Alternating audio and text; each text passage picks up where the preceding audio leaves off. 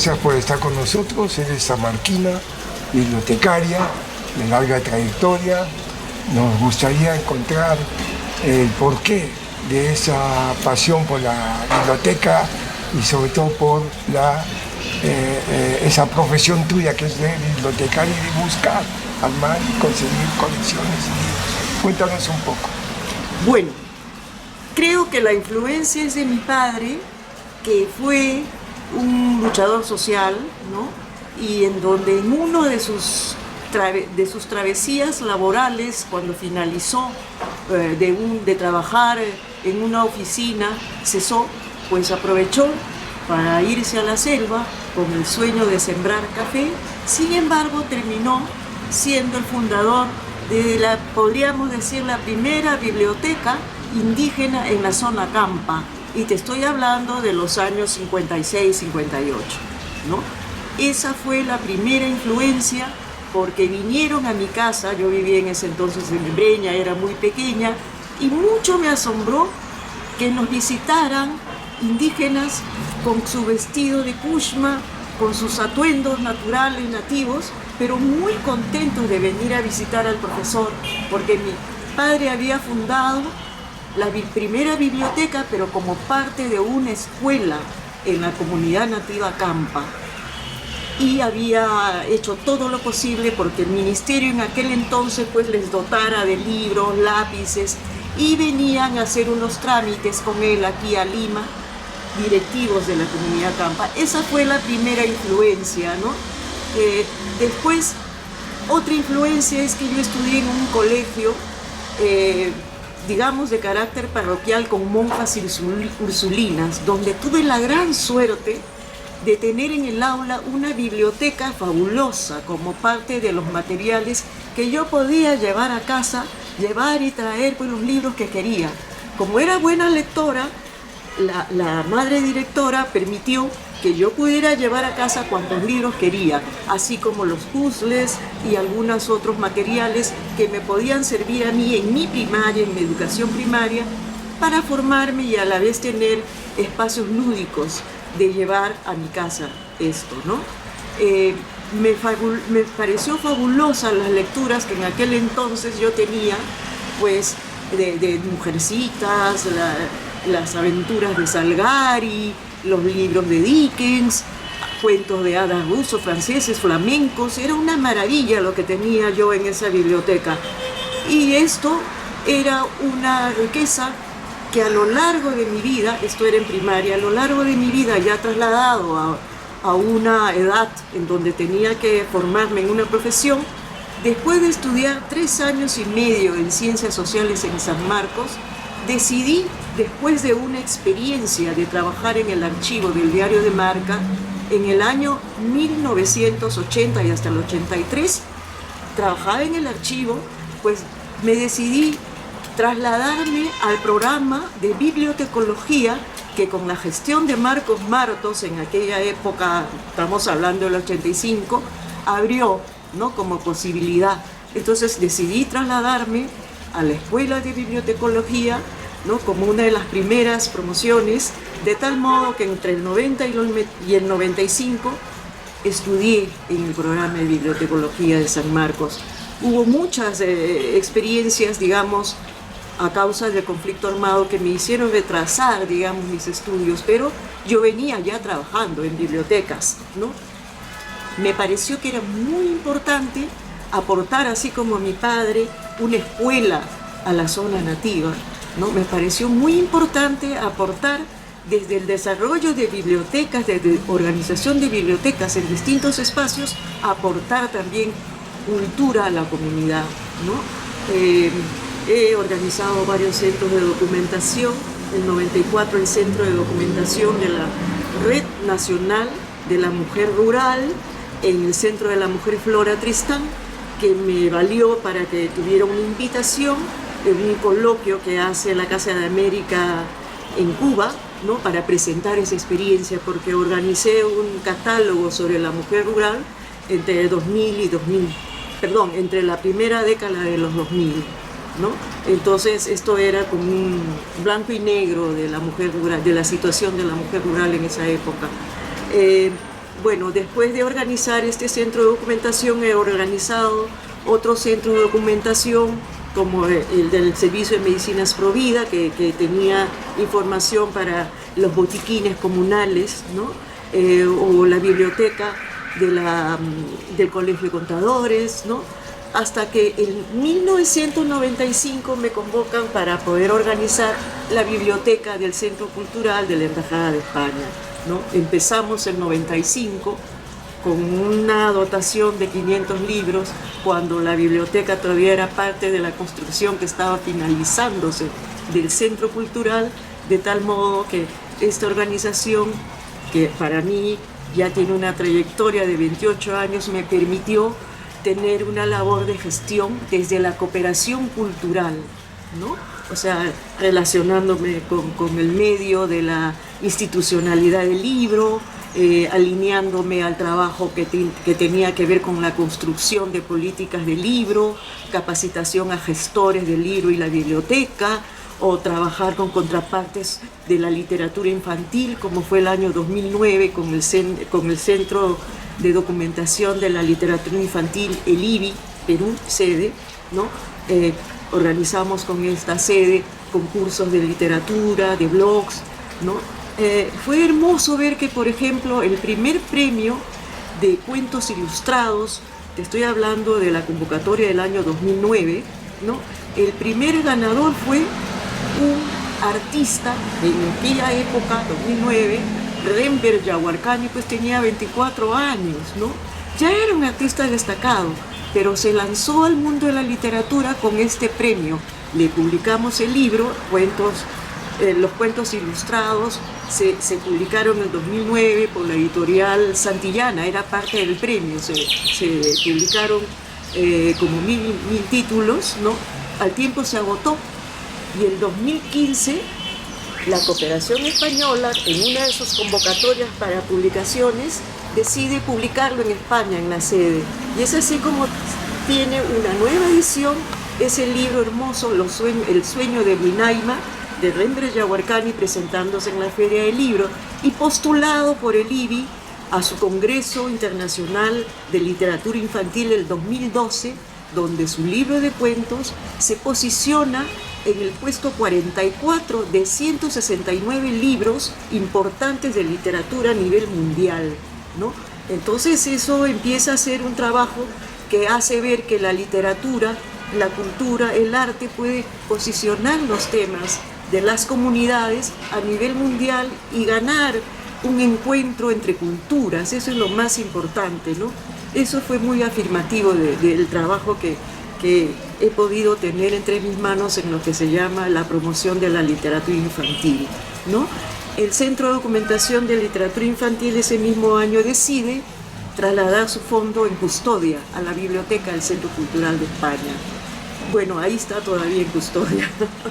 Fue consultado por investigadores cuando han querido publicar sus libros.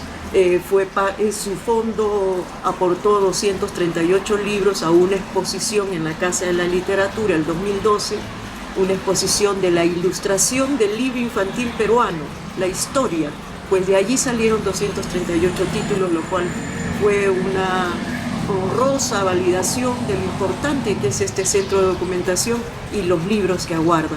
El Centro de Documentación de la Literatura Infantil fue fundado por la mamá del escritor Alonso Cueto, ¿no? Lili de Cueto, ¿no? Realmente una obra muy importante la suya, porque desde su fundación, estoy hablando del año más o menos 78, 80, fue casi el único centro en donde gravitaba el quehacer y la promoción y el impulso de las bibliotecas infantiles y de la literatura infantil peruana, teniendo en cuenta que el Ministerio de Cultura recién se funda en el 2012, ¿no? Y el trabajo con la literatura infantil es casi de pocos años, ¿no?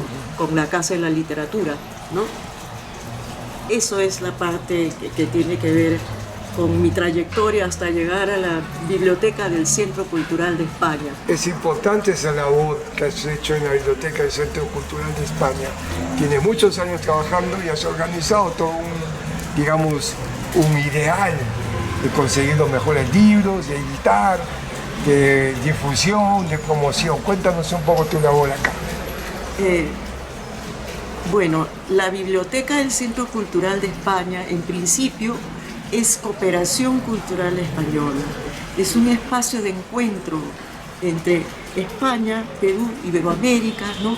Ese es el sentido, digamos, ¿no? Entonces, la Biblioteca del Centro Cultural de España tiene su perfil de colección en lo que es artes, letras, humanidades, pensamiento de la España actual, ¿no? Alineándose a la agenda de actividades del Centro Cultural de España. Entonces, la biblioteca ha formado su colección reuniendo los libros que en el transcurso de las actividades del Centro Cultural, como llegada de artistas, presentación de pensadores, presentación de escritores, exposiciones de arte, concursos, todo lo que podía ser el gravitar de la actividad del Centro Cultural de España, siempre se ha concluido en publicaciones. ¿Qué te digo? Acá, cogiendo el cajón peruano, ¿no? Es una actividad que empezó hacia el 2008. Bueno, es una actividad que tuvo una continuación pues hasta el año 2015 con el Centro Cultural de España, que producía videos, conferencias, capacitaciones sobre el tema del cajón peruano, que ha llevado hasta el punto de posicionar el cajón peruano a un nivel internacional. Ese era Rafael Santa Cruz. Con Rafael Santa Cruz, exacto. Entonces todo ese material, por ejemplo, es parte del material que se tiene, ya sea en formato video, libro, ¿no?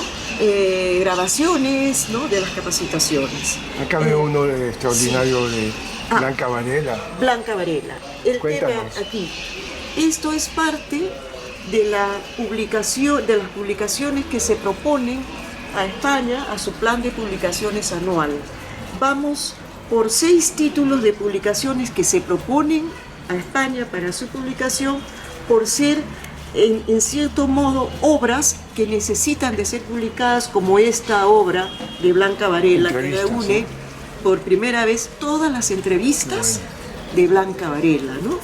O alguna otra publicación que dé cuenta de que lo que se está publicando es un aporte. Acá te enseño el libro de Rember Yahuarcani en su edición española, ¿no? Del 2009 fue publicado por Santillana, 2015 por la Cooperación Española, y ahorita mismo es parte del plan lector de la Fundación Santillana, ¿no? El libro, en el tema de cine, siempre de la mano del trabajo con el cine peruano, en el diálogo que hay en festivales de cine, también se apoya los festivales que realiza la Católica como contraparte de trabajo. Bueno, esta es una publicación que te puede dar indicio de publicaciones que tenemos, no solo de cine español, que tenemos una colección como de 500 títulos, que incluye también títulos sobre cine peruano, cine latinoamericano. Este de Cárdenas, creo, ¿no? Sí. Sí, Federico de Cárdenas, el cine de Francisco Lombardi, ¿no? Qué bueno. Sí. ¿Y de acá, otros libros? Otro libro, este libro. Este libro es un trabajo que se hizo el 2020 con motivos de tener una temática en las ediciones del plan de ediciones de España que comento, sobre el bicentenario, ¿no? Como habrás visto, el que se realice un tema como el Festival del Cajón y se realice el 2020 un libro que se llama Los afrodescendientes en las Américas, 200 años de vida republicana, ciudadanías incompletas, te da una idea de ese intercambio, ¿no? Intercultural, ¿no? En base a esta temática tan incluyente, tan sensible, tan aportante de cultura, ¿no? Dicho sea de paso, no está de más comentarte que el 2004, ¿no? La celebración de los 150 años de la liberación de la esclavitud se realizó en este centro cultural y hubo todo un año dedicado a las temáticas, ¿no? En donde surgieron muchos libros que tenían que ver con la temática de la población afrodescendiente. Este es un libro, Libertad Inconclusa, en torno a la esclavitud, su abolición, los derechos civiles y en fin, cuantos otros títulos pueden ver, personalidades, se realizaban cada diciembre, ¿no? en la agenda del Centro Cultural cada diciembre la premiación al mejor representante protagónico que haya tenido durante ese año la población afrodescendiente, ¿no? También ustedes también están vinculados también con los derechos de la mujer. Sí, cuéntanos, exacto. ¿no? Sobre las instituciones de trabajo de la mujer, las floras. Sí. Cuéntanos un poco. En relación al trabajo con la mujer, se enmarca dentro de la línea de cooperación cultural de la lucha por la igualdad, ¿no? Y la cultura de género, ¿no? La equidad de género. Entonces, te cuento, desde 1998, ¿no? Después de 2 años de conflicto, a los 2 años de iniciado el trabajo con el Centro Cultural de España, el Centro de la Mujer Peruana Flora Tristán, a través de su líder Diana Miroslavis, busca el contacto con el Centro Cultural de España para coordinar que en el mes de marzo se realizara aquí la celebración del Día Internacional de la Mujer, ¿no? Entonces tuvimos sucesivos años de realización aquí de la agenda del Día de la Mujer coordinado con el Centro Cultural de España. Y te estoy hablando de festivales donde se llenaban las pistas, ¿no? Salían en primera plana del comercio las actividades sobre el Día de la Mujer con el Centro de la Mujer Flora Tristán en este festival Canto a la Vida, ¿no? El 2014, digamos, como parte de este trabajo, se realizó en coordinación con el Centro Cultural de España el 14 Encuentro Latinoamericano de Feminismo, el EFLAC, ¿no? Es un encuentro muy importante a nivel latinoamericano de feministas que realizó pues una actividad muy grande acá en el Parque de la Reserva, y el Centro Cultural de España fue una de las sedes. Te digo, o sea, en esa agenda compartida, aquí teníamos a una actividad que reunió a 2.000 visitantes mujeres, ¿no? Como parte de esta actividad. Bueno, y ese es un tema recurrente en la colección de la biblioteca del Centro Cultural de España, ¿no? Junto con el tema de diversidad sexual. Por ejemplo, aquí tienes un libro, Voces para Lilith, literatura contemporánea de temática lésbica en Sudamérica, como decir un señuelo del tema de la línea de trabajo de cultura de género, cultura de equidad, ¿no? Dentro del marco de la cooperación española, y ahora aún más alineándose la cooperación española dentro del marco de los ODS, ¿no? ¿Qué te puedo decir? El tema de la Amazonía, ¿no? El tema de la Amazonía es también un tema muy sensible en relación a lo que es los derechos culturales de los pueblos, ¿no? Y los derechos a la inclusión de los pueblos, ¿no? Entonces, pues este es un libro articulando la Amazonía, una mirada al mundo rural, donde te puedo decir que nada tiene que enviar a llamar a este libro Los 7 ensayos de la Amazonía, cuando fue publicado el 2012. Desde distintas aristas analiza el tema de la Amazonía y se viene, ¿qué te cuento? O sea, la primera gran exposición de formato grande fue una exposición justamente que tenía la temática de la Amazonía. Y te estoy hablando de esa exposición de formato grande hacia 2003, ¿no? Que fue pues bien espectacular, trayendo vino Juaneco, por ejemplo, ¿no? Y es un tema que reúne en la biblioteca todas las publicaciones que se ha dedicado a editar el Centro de Estudios Teológicos de la Amazonía Peruana, que viene traduciendo libros que tienen que ver con las crónicas, por ejemplo, de la época del caucho, ¿no?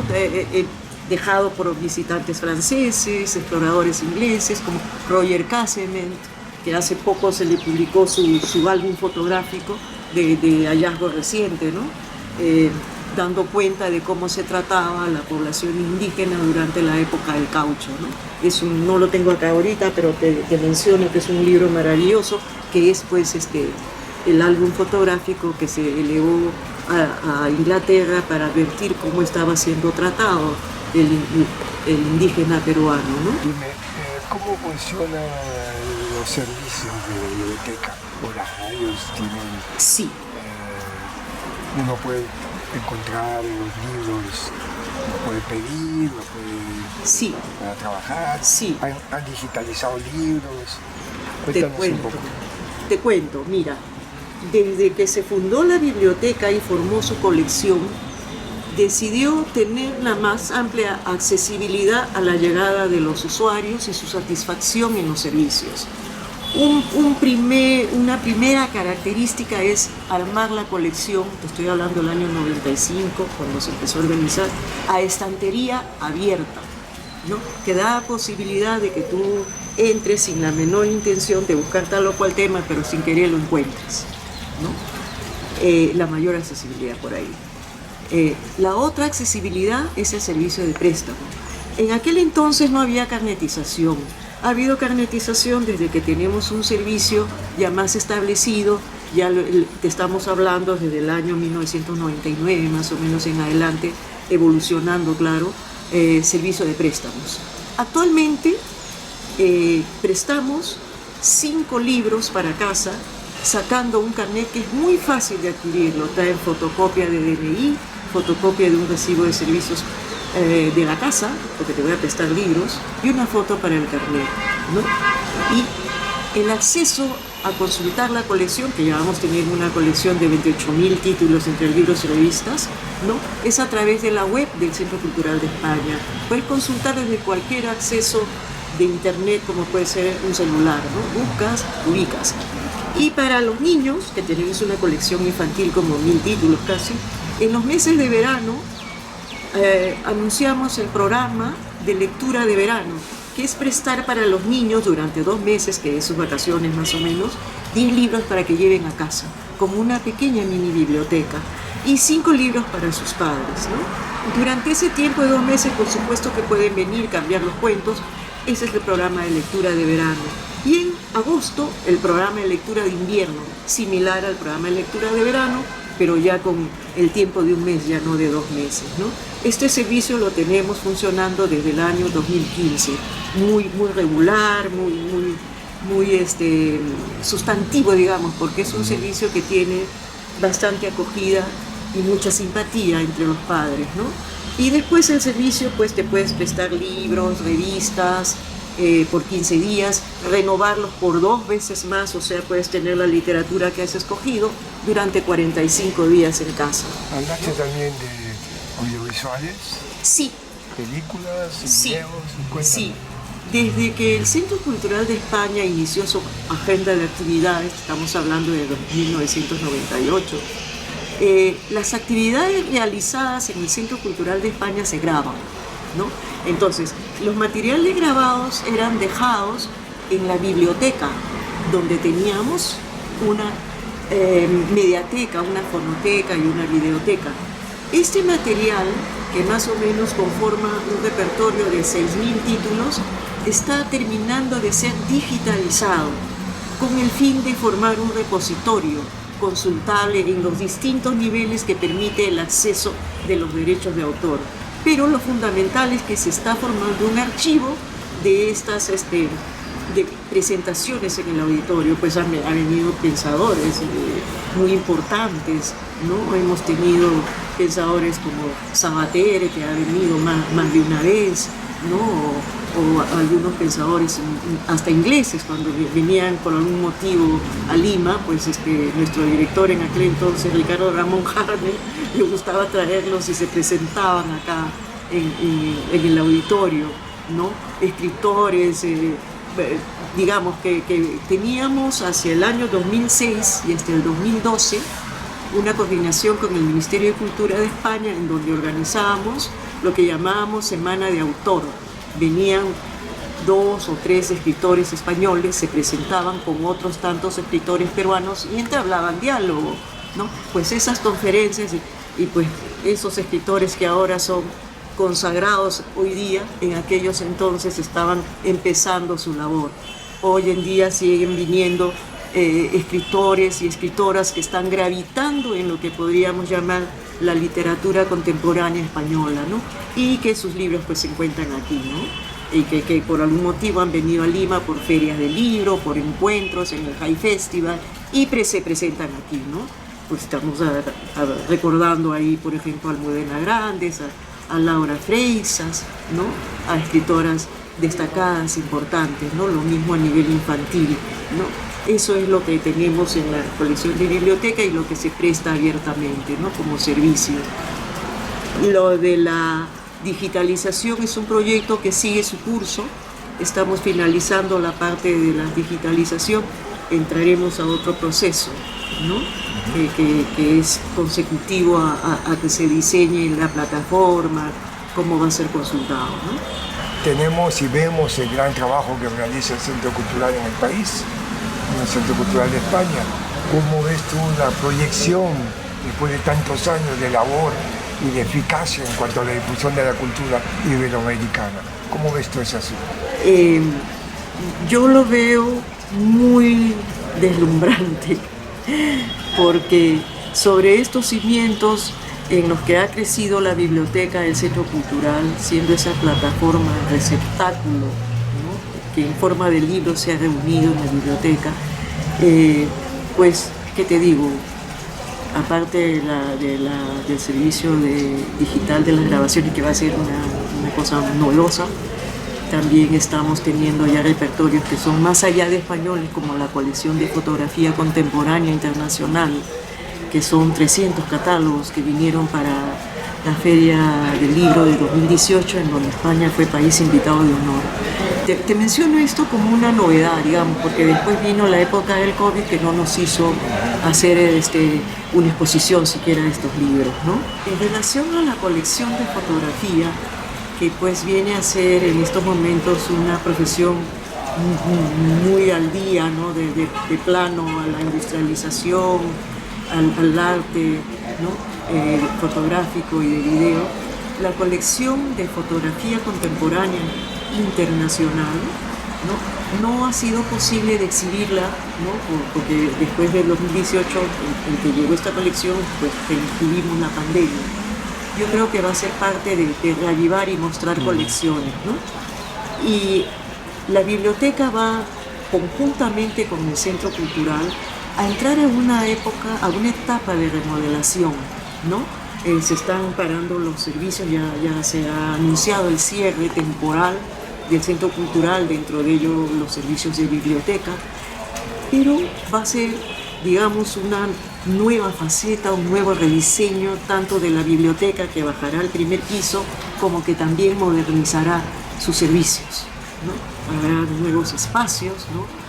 Tuvimos la ocasión de capacitar en lo que son los espacios de creación dentro de las bibliotecas a través de 2 cursos de Maker Spaces, ¿no?, a los gestores del libro de la Cátedra UNESCO.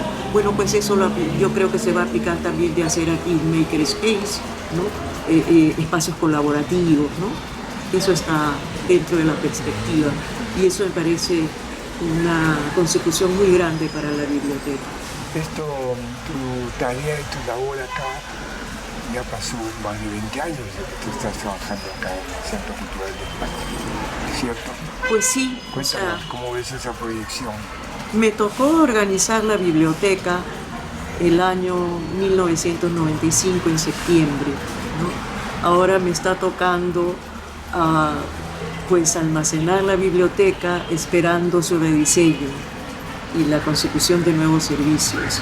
Este es un cierre muy bonito de esta etapa de 28 años de trabajo, y que pues le auguro una consecución muy prometedora, ¿no?, de cara ya al trabajo, no solamente a nivel de usuarios del mundo de las artes, las letras, las artes escénicas, que eran los usuarios que, digamos, natos, que vienen aquí desde que se creó la biblioteca. Ahora la biblioteca está dando espacio a interactuar con la comunidad, juntamente con las actividades que viene realizando el Centro Cultural de España a través de trabajos que viene realizando con la comunidad. Entonces la biblioteca, en su interrelación con la comunidad, tendrá una nueva faceta de espacio de trabajo, ¿no?, lo que llamaríamos los trabajos colaborativos o creación de espacios maker spaces, que se está llamando como una tendencia, ¿no?, de cara a la necesidad de los usuarios que necesitan entrar a una etapa de bastante y fuerte emprendimiento. Nuestros usuarios, generalmente pues escritores, artistas, profesionales de las distintas especialidades de pensamiento, literatura, pues como muchos otros profesionales, han quedado, digamos, sin sus espacios laborales que tenían, ¿no? Y necesitan ser, mejor dicho, ser asesorados y tener mucho apoyo para sus labores de emprendimiento profesional, ¿no? Laboral también. Hemos hablado, te hemos escuchado toda esta maravillosa gestión que has trabajado acá, el aporte también y la predisposición de este centro cultural, que es tan importante, ¿no? La labor y la colaboración con artistas y grandes escritores, gente de teatro, de cine, sobre todo también de la literatura. Cuéntanos un poco la proyección que tú ves y cómo te ves a ti dentro de todo esto en unos años en esta labor tuya de bibliotecaria dentro de este centro cultural. Mi labor quizás cambie de rumbo, ¿no? Me veo yo en una labor, digamos, entrecruzada, ¿no? Entablando lazos con la institucionalidad que realiza el trabajo de gestión del libro y de la biblioteca, ¿no? Hay instituciones públicas y privadas que vienen haciendo un bonito trabajo en distintas partes del país, ¿no? Trabajos de emprendimiento fabulosos. Por ejemplo, en este curso de Makerspaces, trabajando un curso con los gestores del libro de la Cátedra UNESCO, he visto y he aprendido de ellos cómo gestionan en sus comunidades sus bibliotecas, ¿no? Con su propio emprendimiento, digamos, desde su propia labor personal, que llega a ser después con la comunidad y que después le llega a proyectarse en su región. Y sumando estos esfuerzos, yo creo que en esa perspectiva yo me auno a apoyar estos trabajos, ¿no? Y estoy ahorita como parte también del comité directivo del Centro de Documentación de la Literatura Infantil, el CEDILI. Ese es otro espacio al que siento que me voy a entregar más de mi tiempo, ¿no? Voy a tener esa oportunidad de entregar más de mi tiempo. El mundo de la literatura infantil es, desde mi visión, el espacio donde se genera y se crea la cultura de la paz, la cultura de la felicidad, ¿por qué no? Es ese motivo el que originó que se cree el organismo internacional IBI, ¿no? Después de la Segunda Guerra Mundial se organizó esta asociación, digamos, de países en torno a la literatura infantil, con fines y motivos de promover la paz a través del entendimiento desde la literatura infantil, desde los cuentos infantiles, ¿no? O sea, la paz va a ser cultivada siempre desde ese espacio, que lo demuestra la realidad. Estamos en un mundo tan guerrerista, tan violento, tan de desencuentros, de tanta desigualdad, que si no vemos que eso puede tener una perspectiva distinta desde crear un ser humano que comprenda su medio ambiente, que entable relaciones de igualdad, de amistosidad entre los pueblos, yo creo que estamos, digamos, en una perspectiva triste, ¿no? Entonces pienso que un camino importante desde la cultura es promover la literatura infantil. Ese es otro espacio que voy a acoger.